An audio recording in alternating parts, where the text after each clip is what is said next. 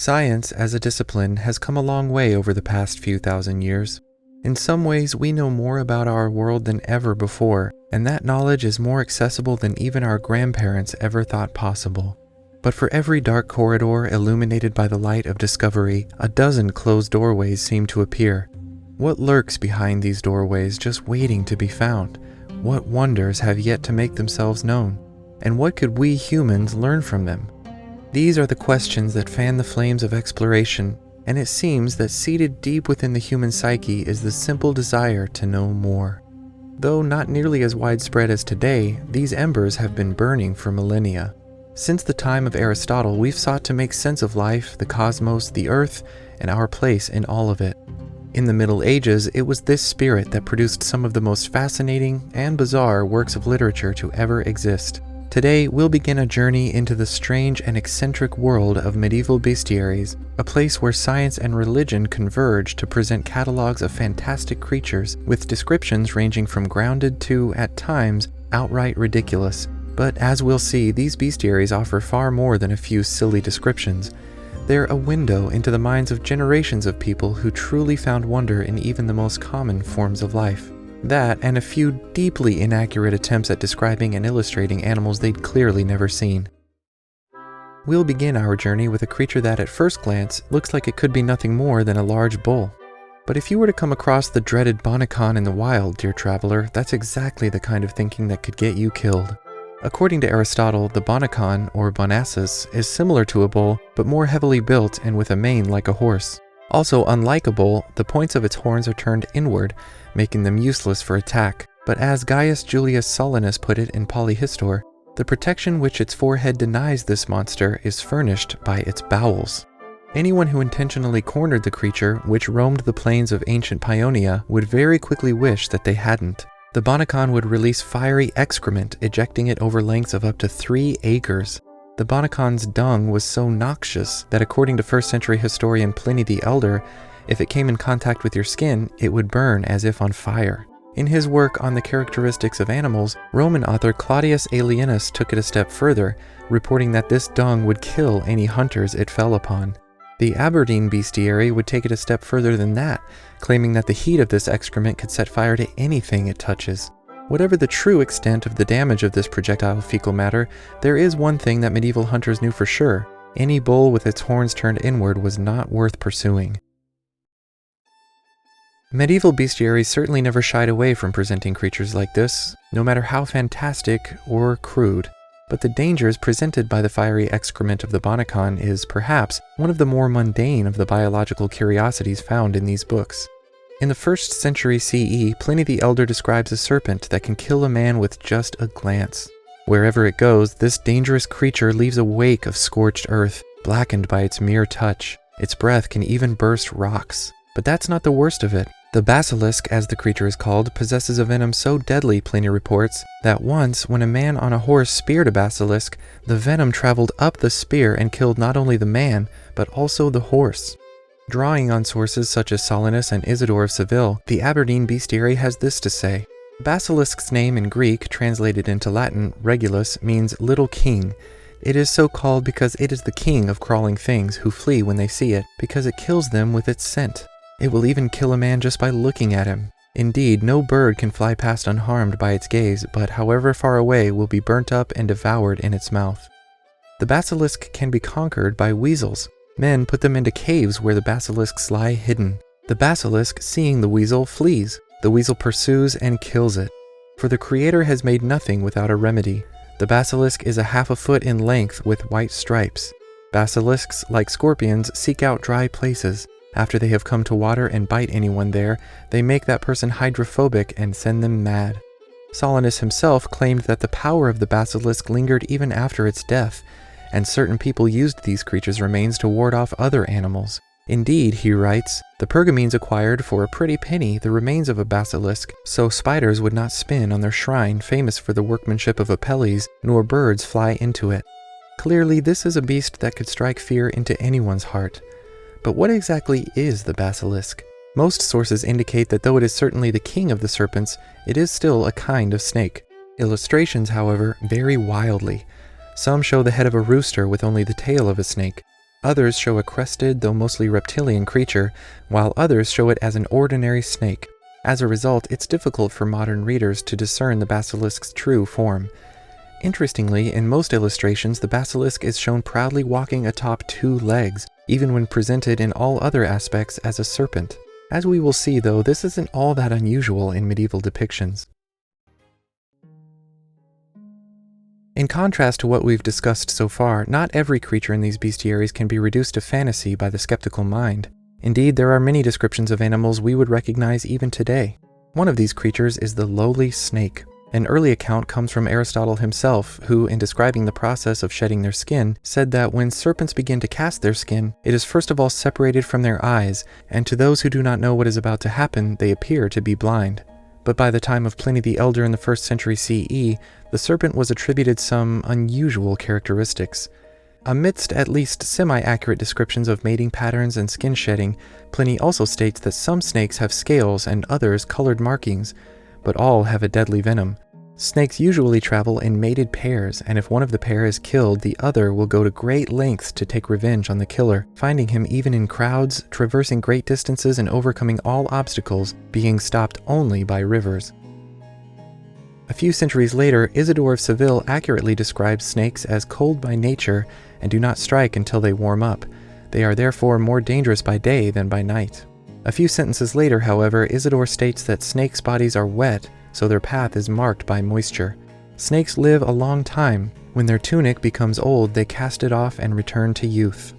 The shedding of skin was particularly interesting to medieval authors, and it's our first example of a spiritual lesson found in the natural world. The Aberdeen Bestiary eloquently describes 3 of the serpent's increasingly bizarre characteristics.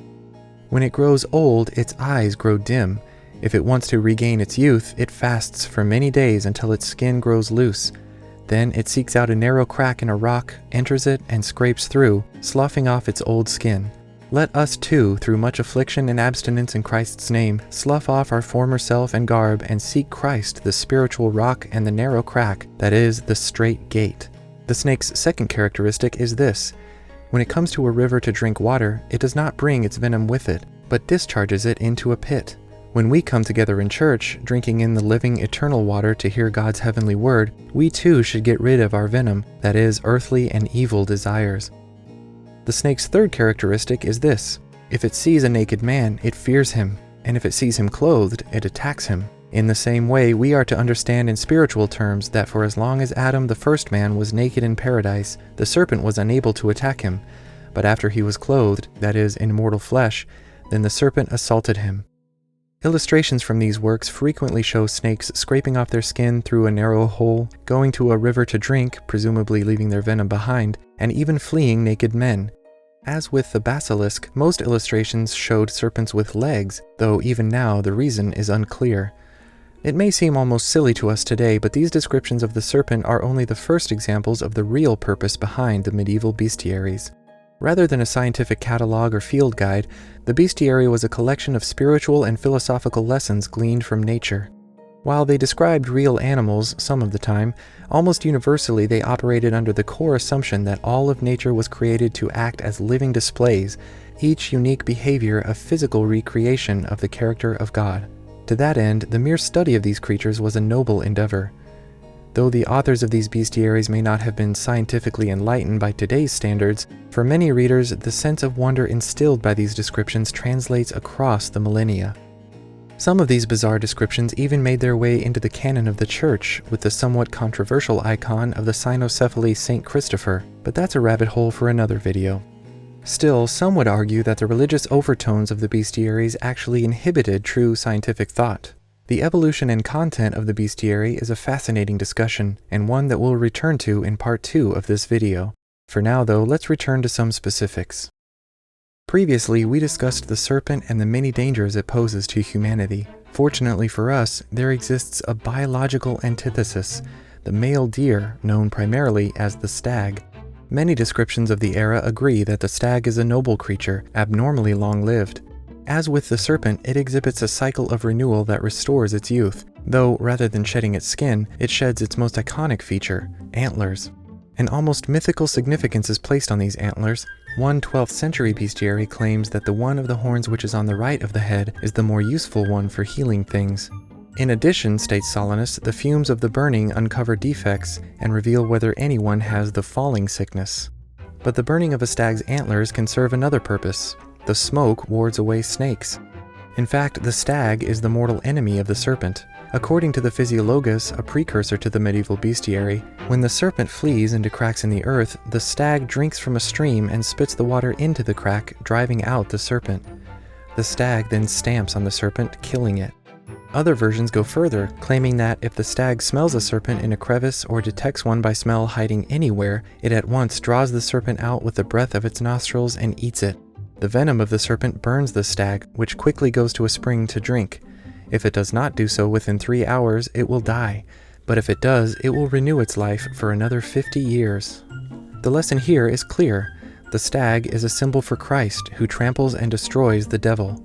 And as the stag is renewed and sheds its horns after drinking from the spring, so those who drink from the spring of the Spirit are renewed and shed their sins. But the stag and serpent aren't the only opposing forces to be found in nature. You are likely already familiar with the crocodile, a beast famous throughout the ancient world. Herodotus describes it as far back as the 4th century BCE, writing of its egg-laying life cycle, its mighty jaws filled with teeth, its tough hide, and even its behavior in letting birds clean its open mouth. Pliny would provide a less objective description, calling the crocodile a curse on 4 legs and equally pernicious on land and in the river. But as is clear from illustrations in the Middle Ages, these descriptions weren't specific enough to render in any degree of accuracy. Bestiary artwork of crocodiles varies wildly in appearance, but the sense of power and viciousness is always clear. So repugnant is this reptile that rather than providing a spiritual lesson of how to live, the crocodile represents how the righteous should not live. One Latin bestiary states in no uncertain terms that the crocodile is a reflection of hypocritical, dissolute, and avaricious people, dirtied with the corruption of luxury or haunted with the disease of avarice. The observation that crocodiles lie on riverbanks during the day and enter the water at night was thought to be a direct parallel to the behavior of the worst of society. Hypocrites, however luxuriously they live by night, delight to be said to live holily and justly by day. One interesting note, common among nearly all accounts, is that the crocodile was only able to move its upper jaw. But as with the serpent, which at times symbolized the devil, the loathsome crocodile has a holy counterpart, the hydrus.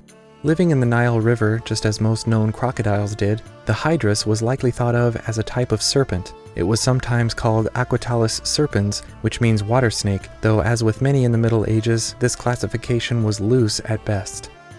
What is clear is its danger to humans and crocodiles alike. If a hydrus were to bite you, you'd swell up with a terrible sickness called the boa, or cowpox. Fortunately, it can be cured by the dung of an ox, hence the name of the disease. Interestingly, the Aberdeen Bestiary points out the similarity of name between the hydrus and the hydra, the mythical many-headed dragon killed by Hercules. The bestiary notes, however, that this is a myth, but the hydrus of the Nile is very real. The threat it poses to crocodiles is gruesome to say the least. When it sees a crocodile sleeping on the shore, it enters the crocodile through its open mouth, rolling itself in mud in order to slide more easily down its throat. The crocodile therefore instantly swallows the hydrus alive, but the hydrus, tearing open the crocodile's intestines, comes out whole and unharmed. So iconic is the rivalry between hydrus and crocodile that virtually all illustrations of either species depict them together, the hydrus viciously erupting from the belly of the unfortunate crocodile. What spiritual significance could possibly be derived from such a ghastly relationship? Once again, the Aberdeen Bestiary provides the answer. Death and hell are symbolized by the crocodile. Their enemy is our Lord Jesus Christ. For taking human flesh, he descended into hell, and tearing open its inner parts, he led forth those who were unjustly held there.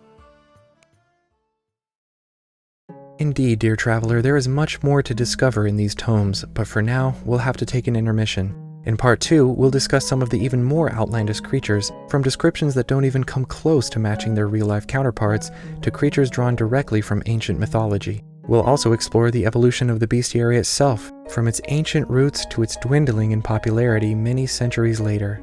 Until then, thank you for watching, and thanks to Established Titles for making this video possible. Make sure to visit the link in the description for your own opportunity to become a lord or lady. And remember, no matter what your title, you matter.